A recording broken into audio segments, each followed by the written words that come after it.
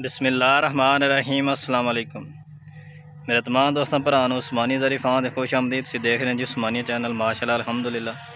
तुसीं देख रहे होने टिशू वाली मरज का आगाज़ हो गया वा। चंद दोस्त भरा मेरे को कमेंट करके पूछ रहे थे टिशू वाली मरज किस टाइम लानी चाहिए है।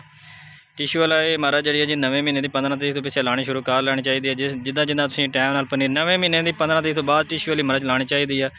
चंद बुनियादी असीं इन्हें गल्लां दसांगे। इन्हें मेन गल्लां किहड़ियां वा, किन्ना गल्लां दा ख्याल रखना जिन्हें टिशू फटन तो बच जाए और नुकसान तो बचा जा सकते, और इन्हें दे थल्ले काला छापर पाना या नहीं, उनका पाने का नुकसान की है तो नहीं पाने का फायदा की है। असीं देख सकते हैं बैड निकले पे आ, सोटी की शटरिंग हुई पई है।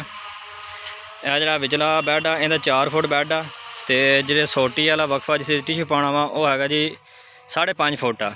असीं देख सकते हैं कि 5.5 फुट तां रखा वा, पहले उत्ते टिशू पैना वा, बाद फिर दोबारा छापर पैना वा, दो चीज़ां पैनियां। इस वजह तो 5.5 फुट रखा, नहीं तो उदा छापर लाइए 5 फुट पटड़े का वक्फा होंदा। सोटी का वक्फा असीं रखा जी सोटी का वक्फा, पहली सोटी का असीं वक्फा रखा जी 5 फुट रखा वा, अगे असीं सोटी का वक्फा रखा जी 10 फुट।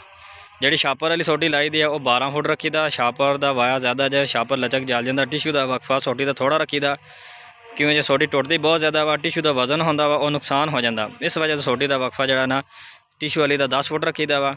इस तो दूसरी गल यह करांगे जी आ छाप असीं सोटी देख रहे हैं, इहदे उत्ते सारी सोटी असीं छापर करांगे फोल्ड, सारा छापर इहदे असीं वल्लांगे, वल के तां जो टिशू जो फटे ना। जो टिशू जो होंदा ना आ तुहानूं सोटी दी किनारियां तुहानूं नज़र आ रही होनियां, इन्हां ते ला के टिशू फट जाता वा, तो असीं इन्हां ते छापर सारा करांगे।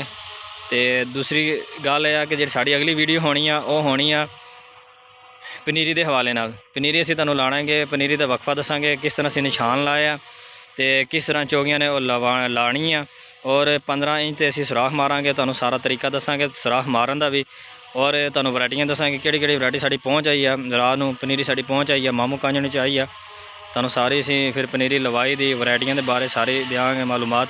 अगली वीडियो साड़ी पनीरी के हवाले नाल होनी आ। मैं बुनियादी गल्लां असीं तुहानूं दसियां वा कि पनीरी जी टिशू वाली है ना नवें महीने की 15 तरीक बाद ला देनी चाहिए है, और सोटी का वक्फा थोड़ा रखना चाहिए वा, और पटड़े का जोड़ा दरम्यानी फासला 5.5 फुट रखना चाहिए। जोड़ा विचला पटड़ा वा 4 फुट होना चाहिए वा। छापर काला नहीं पाना चाहिए, क्योंकि गर्मी नाल मरज सड़ जाती है। जी छापर वाली दूसरी होनी है उहदे काला छापर पाना ताकि वह बर्दाश्त कर जाती है, वह सर्दी च आ जाती है, वह पौधा नाल टच होंदा सड़दा नहीं है। ये हुण गर्मी च पौधा नाल टच होकर सड़ जाता, इस वजह तो काला छापर थले नहीं पाया।